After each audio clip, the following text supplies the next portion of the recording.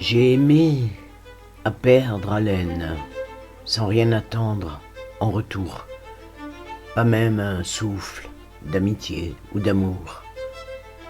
J'ai ouvert ma porte à des gens qui se voulaient de bien, comme à des vauriens qui, eux, m'ont prise par la main, m'entraînant sur leur chemin. J'ai offert des petits riens à la volée, n'ayant pas les moyens. Offert mon toit pour écouter les chagrins se poser sur mon épaule, en me persuadant que j'avais le beau rôle. Tout cela, sans rien attendre en retour. J'ai encensé 1000 parfums, afin d'enchanter mes parents, mes voisins, des inconnus dont je ne savais rien, tisser des toiles afin d'en réconcilier plus d'un, et parer des jardins autour de moi, tout cela sans en attendre rien. J'ai soufflé sur les nuages, nous préservant des orages, bu à la rosée du matin pour étancher ma soif de vivre, cueilli les roses en m'écorchant les mains juste pour voir sourire son visage. J'ai formulé bien des vœux, afin que dans les yeux se reflètent tous les cieux que j'ai traversés, et tout cela sans en attendre rien. J'ai chanté, une guitare à la main, face à des gens qui souriaient, ou bien tapaient des mains, monnayant mes refrains, croyant que j'avais faim. Ils n'avaient pas compris que je chantais pour le plaisir, et que d'eux, je n'attendais rien. J'ai traversé le désert pour retrouver les miens, me suis brûlé les yeux à les chercher au loin, sachant que je n'attendais rien, mais absolument rien d'eux. Du reste, ils m'avaient prévenu. J'ai regardé s'écouler chaque grain de sable entre mes doigts, afin d'imaginer où s'arrêterait mon destin, sans en attendre rien. Puis, je les ai croisés en me disant « Qui sait demain ?» J'ai puisé dans mes forces pour ne pas m'écrouler, me suis couverte d'écorce pour éviter le mal, et ce, depuis que je suis gosse.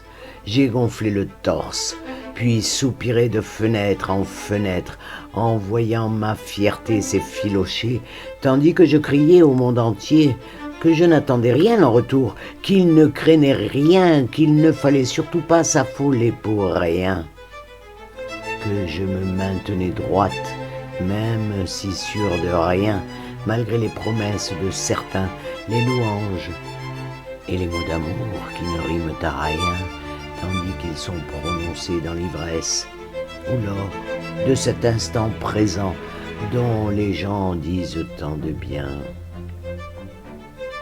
Dans ma lancée, je me suis porté au secours de quelques-uns, m'appelant avec adresse, sachant que je n'attendais rien. Alors, à force de n'attendre rien, je me regarde enfin, et je souris aujourd'hui face à ce miroir où depuis si longtemps je décris mes espoirs. Déçus eux, mais pas moi, puisque je n'attends toujours rien en retour, pas même le mal d'amour de mon alentour. Non, je poursuis mon chemin, à la recherche d'une quelconque saison, d'un petit coin d'horizon, de ce lieu inconnu où se poseront mes yeux, où j'apposerai mon nom et avec lui mon prénom, celui qui m'a tant apporté après avoir été choisi pour orner ma vie par les miens, eux, dont je n'attendais rien.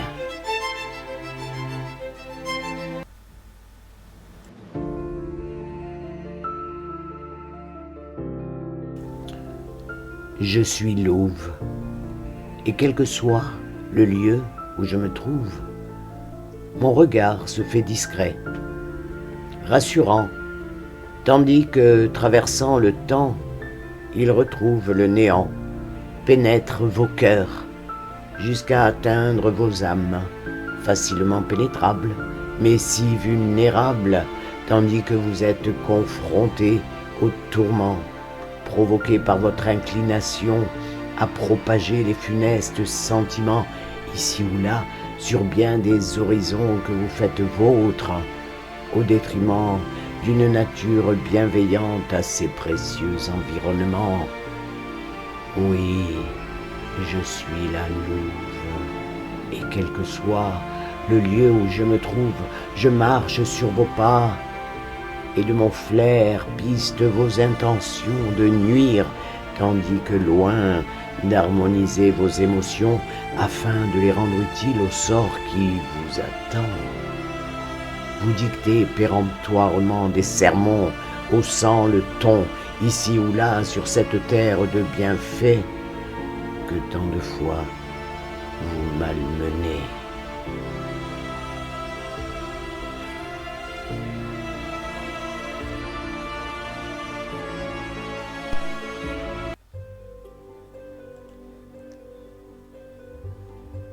La nature m'appelle à son chevet.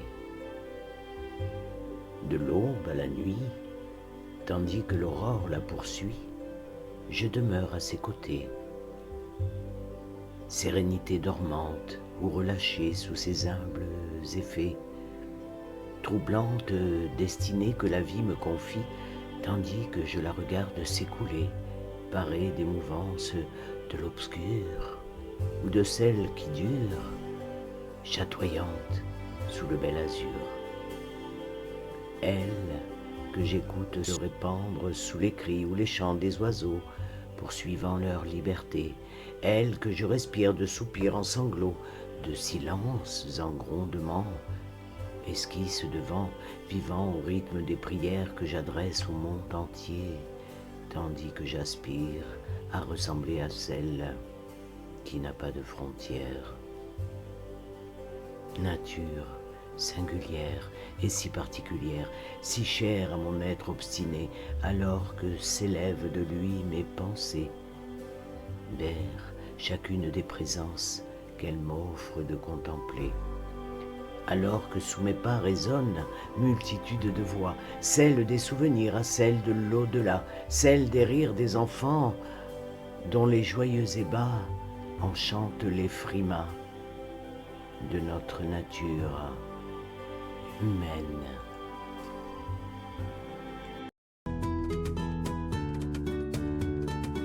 Qui d'entre nous n'a pas observé les nuages et dans l'un d'entre eux deviné une image pour ensuite en faire une histoire telle que celle que j'ai écrite un jour.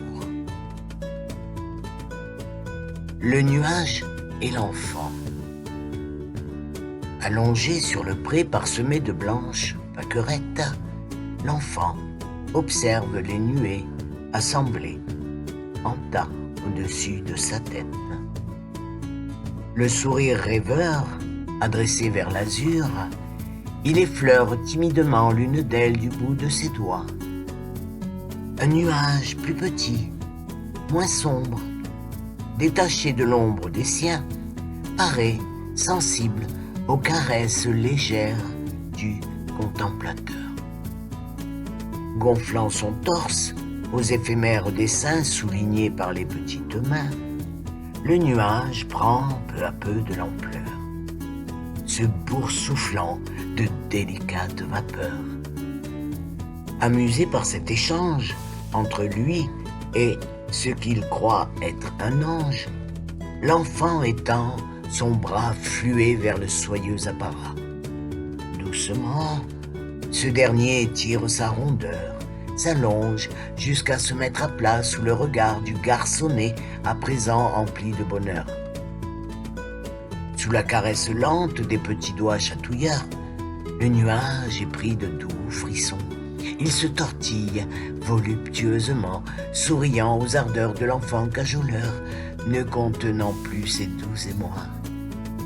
Le nuage gigote tant que l'enfant rit aux éclats, comme il ne l'a jamais fait avant. Tous deux sont séduits par ce jeu des chatouilleries. L'un laisse courir ses doigts gracieux sur l'autre, pris au jeu d'un petit garçon heureux.